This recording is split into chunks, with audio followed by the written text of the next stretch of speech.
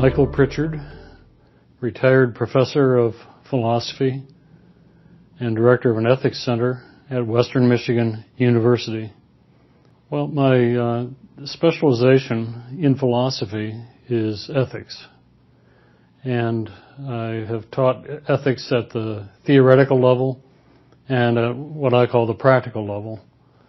And that includes professional ethics and ethics in engineering, business ethics, and presumably a few other sub-areas of ethics.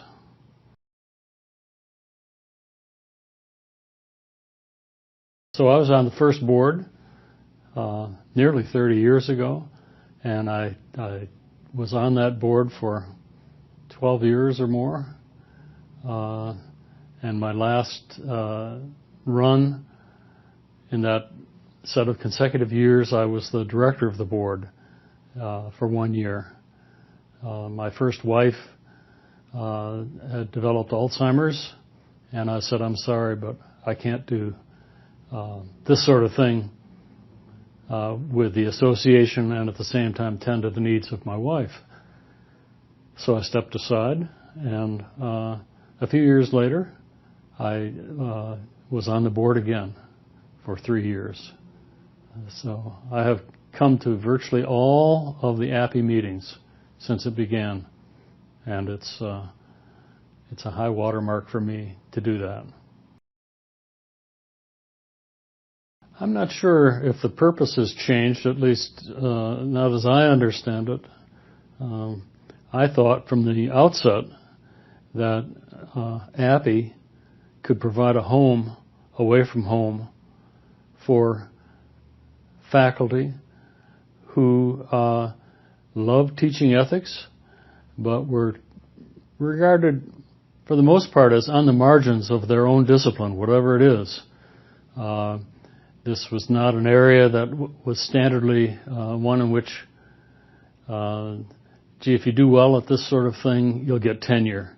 Most people felt that they had to do something else too in order to get a secure position.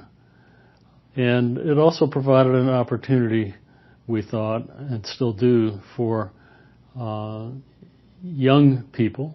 Some of us are getting gray hair, but there are a lot of young people who are very interested in teaching ethics as well.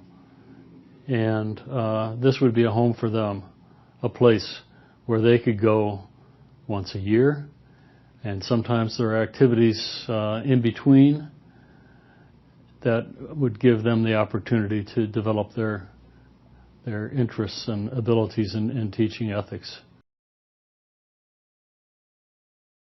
I think it can continue as it has in the past, but I think what's happened over the years is there's a greater acknowledgement that ethics, although it is at home in departments of philosophy and religion, it doesn't belong only there. And I think the Hastings Center did an interesting study in the late 1970s and published a series of monographs about ethics, the place of ethics in not just philosophy, but in all these other areas. I think that this is a slow growth phenomenon. Many people in disciplines other than philosophy have looked to philosophy to provide some leadership. I think what API has done is tried to acknowledge that it isn't just philosophy that needs to lead. This is something that schools in business, they should be taking a lead. Schools of engineering, social work, sociology, education, you name it, and ethics could have a home there. I think API's job in the future is to keep this acknowledgement going and let it grow. Disciplines change, ethics changes to some extent at least, but it should find a place in all these disciplines. I think API is instrumental in helping us to do a better job of anticipating the kinds of ethical problems that might come up in engineering or wherever.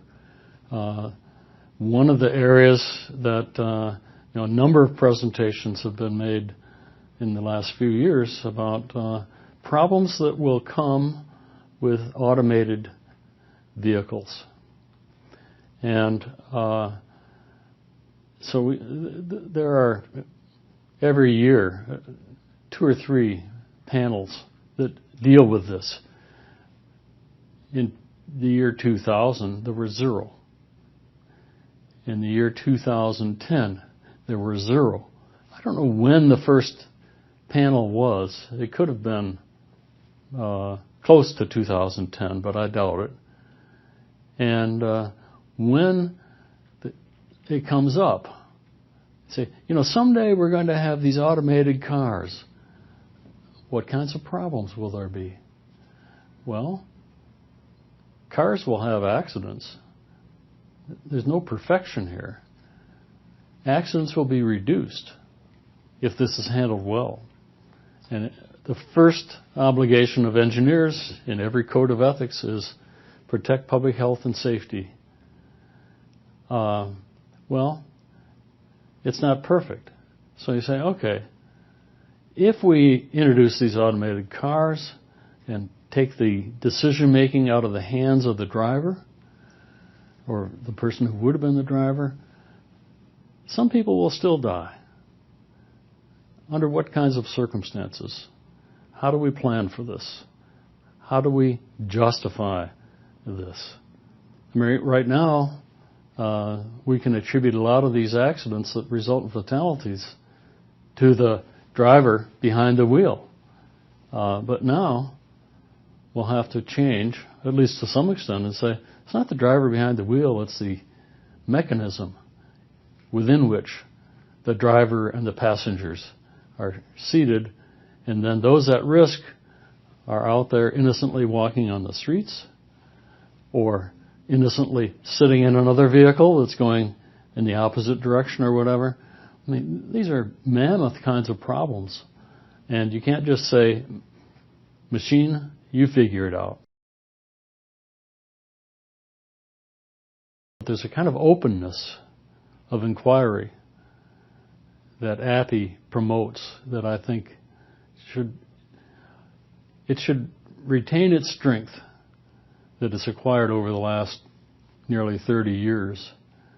And API should be a home away from home for academics from any field. And it isn't just academics. I mean, API also supports the participation of people who are engineers but not teachers of engineering, business people who are not teachers of business, social workers who are social workers out in the field and not in the classroom. So the integration is not only across disciplines, academic disciplines, but it's an integration with people outside of the academy. And I think in the future, API could probably do better at that. I mean, if you look at the membership, it's primarily academics, but there's no reason why it should be just academics. Especially those in well-paid fields should be able to afford once in a while to take a break from their day-to-day work and come and associate with people who have shared interest in ethics, whatever area that might be.